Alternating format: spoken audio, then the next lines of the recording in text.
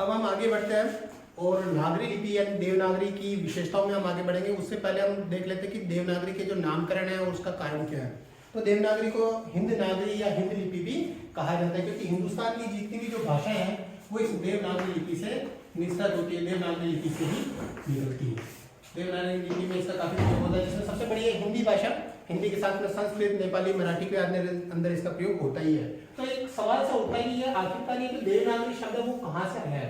हमने बात की थी पहले कि जो ब्राह्मी लिपि है, ब्राह्मी लिपि से धीरे धीरे परिवर्तन होते होते उत्तर नागरी, उत्तर ब्राह्मी, दक्षिण ब्राह्मी, उससे करते करते फिर आगे बढ़ते हैं सिद्ध मातृका, फिर कुटिल लिपि के आने के बाद में नागरी आया था शब्द। तो ये नागर शब्द आया कहाँ से, उसके हम बात करेंगे। तो सबसे पहले हम बात करते हैं तो नागर शब्द अलग अलग विद्वानों ने अलग अलग मत दिए। तो पहला मत आता है यहाँ पर कि नगर से आया है, कि चूंकि ये भाषा नगर में बोली जाती थी, इसका प्रयोग नगर में अधिक होता था, इस वजह से ये नागरी कहलाती। पहला मत तो यहाँ पर आता है नगर से नागरी बन जाता है। दूसरा प्रयोग यहाँ पर यह आता है कि इसको जोड़ा जाता है गुजराती से जोड़ा जाता है, क्योंकि जैसे हमने बात की थी कि एक तरह का परिवर्तन होता है कि जो पश्चिमी जो ब्राह्मी थी, पश्चिमी जो नागरी थी, पश्चिमी नागरी में आपकी गुजराती आती है, और गुजरात के जो ब्राह्मण है, गुजरात के ब्राह्मण कहलाते हैं नागर ब्राह्मण।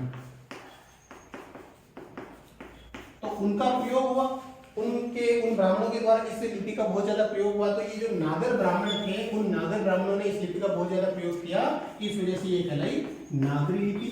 और नागरी लिपि में जितने भी जो देव ग्रंथ थे उनको लिपिबद्ध किया गया, संस्कृत को लिपिबद्ध किया, तो इस वजह से ये कहलाई देवनागरी।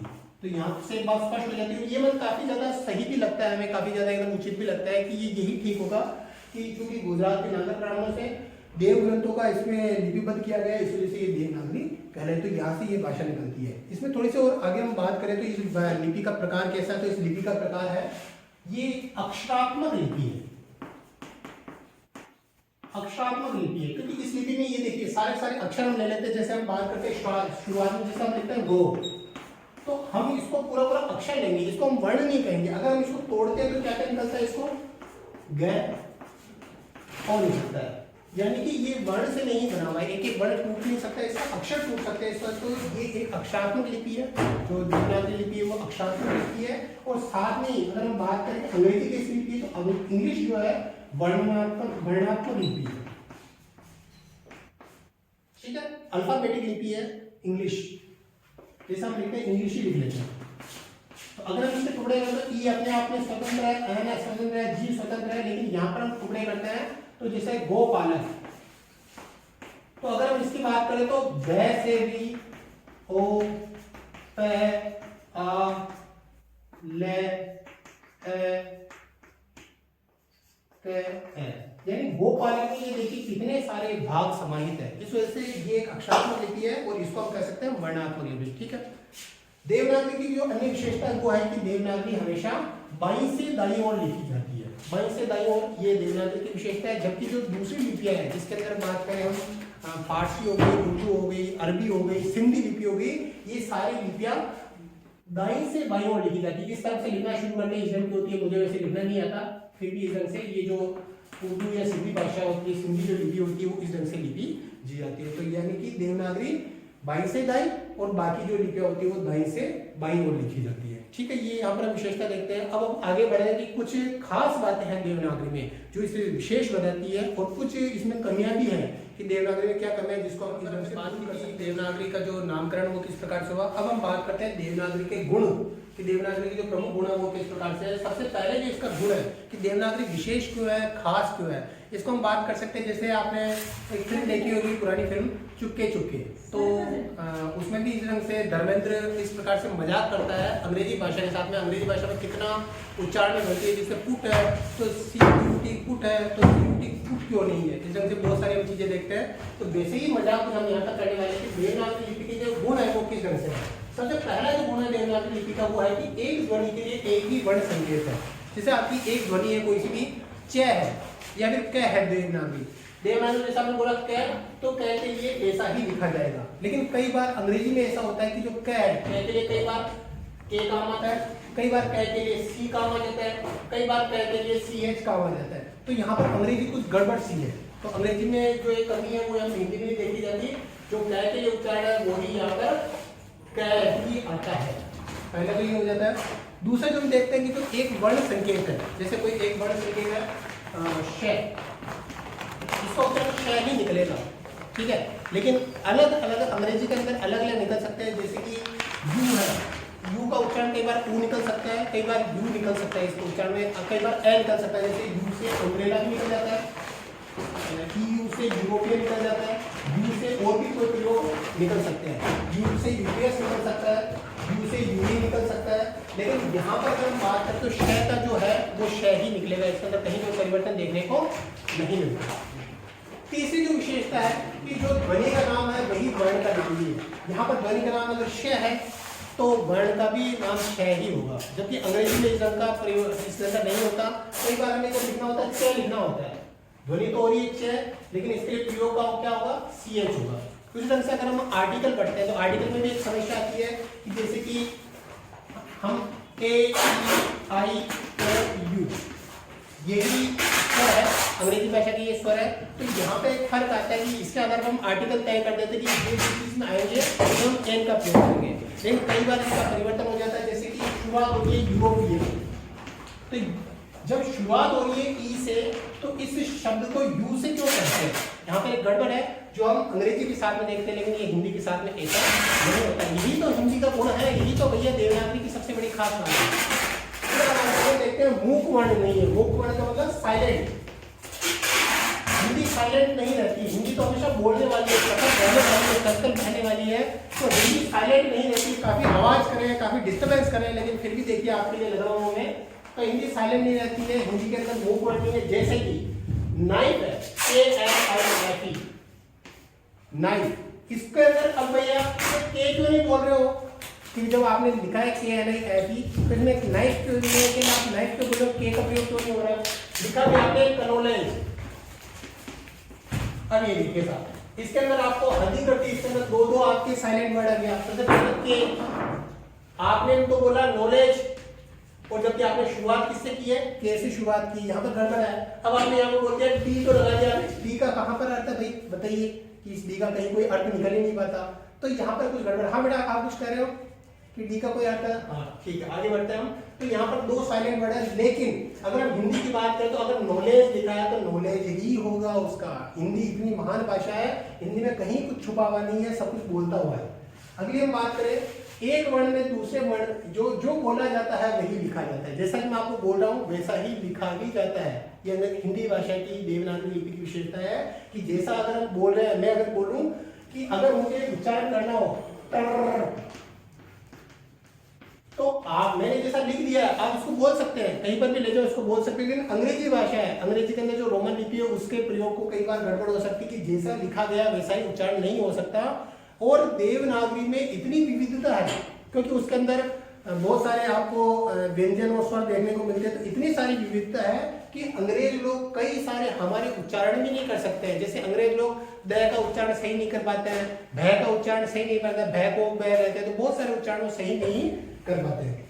आगे की बात करते हैं, एक वर्ण में दूसरे का भ्रम नहीं होता है, कि हमारे यहाँ पर जैसे कि ए है तो वो ए ही है, पहले कुछ समस्या थी जिसके अंदर ए इस ढंग से लिखा जाता था, वो समस्या हमने अब दूर कर दी है। तो एक वर्ण में दूसरे का भ्रम नहीं होता है, जैसे लेकिन यहाँ पर एक वर्ण में दूसरे का भ्रम होता है, जैसे ये लिख रहा है बी और यहाँ पर लिख रहा है डी। अब बच्चा कंफ्यूज हो जाएगा कि जब वो बच्चा पढ़ने की शुरुआत करता है तो बहुत सारे बच्चों में कंफ्यूजन सा होता है कि भैया बी कौन सा है और बी कौन सा है। तो ये हमारे यहाँ में जैसे के लिख दिया, एच लिख दिया, तो ये बहुत सारे गड़बड़ है, जैसे वाई लिख दिया, जैसे जी लिख दिया, तो ये दोनों भाई भाई लगते हैं, गड़बड़ से लगता है यार ये क्या हो रहा है भैया।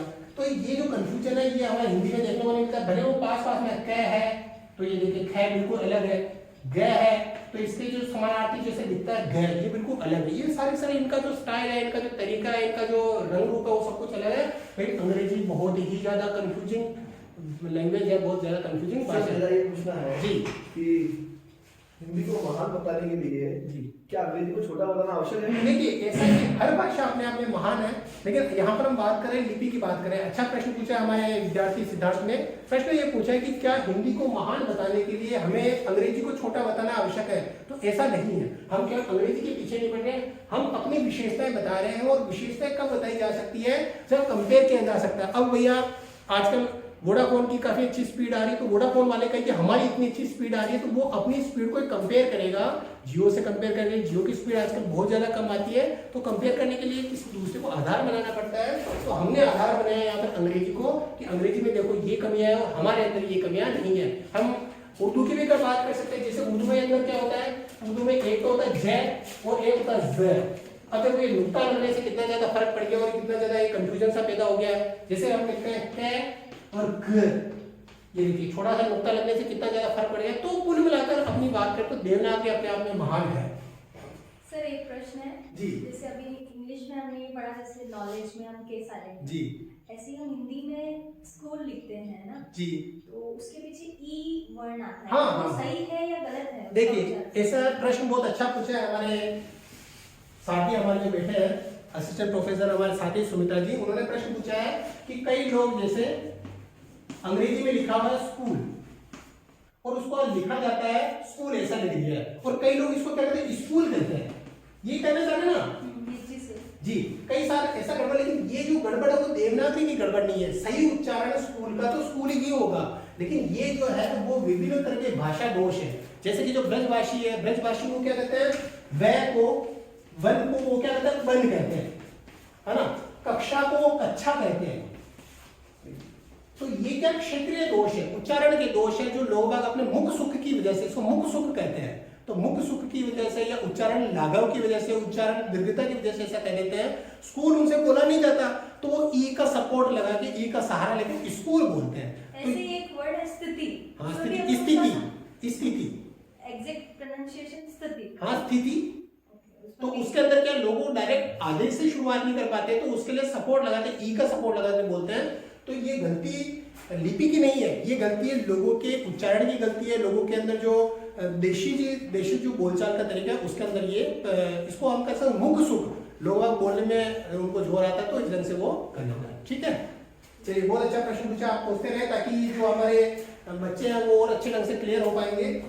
आगे उच्चारण के सूक्ष्मता भेद को प्रकट करने की क्षमता। अब ये देखिए यहाँ पर एक समस्या बता है, इसको उच्चारण किया SCHWL स्कूल, यहाँ पर क्या कह रहे हैं हम इसको CH को हम यहाँ पर कै के रूप में काम में ले रहे हैं, और वहीं पर अगर हम बात करते हैं तो अगर हम इसको अगर हम कै के रूप में काम में ले रहे हैं तो CH को केमिस्ट्री, ठीक है यहाँ पर भी हम ले रहे हैं। लेकिन अगर हम लिखते हैं चोपड़ा